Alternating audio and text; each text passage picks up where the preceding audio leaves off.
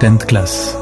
గతం తిరిగి రాదు అంటారు కానీ 10th క్లాస్ ఫ్రెండ్స్ గుర్తొస్తే మనసు మళ్ళీ ఆ రోజుల్లోకే వెళ్ళిపోతుంది.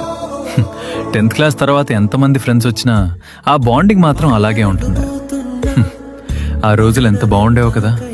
ఒరిజినల్ నేమ్ కన్నా ఎక్కువగా నిక్ నేమ్స్తో పిలుచుకోవడం, సర్తో తిట్లు తినడం, వర్షం పడిన రోజు చీకటిగా ఉన్న క్లాస్ రూమ్లో లాస్ట్ బెంచ్ అరుపులు, టీచర్ క్లాస్ చెప్పేటప్పుడు బుక్లో చూసి చెప్పుకున్న మాటలు, అబ్బో ఇంకా చాలా ఉన్నాయి.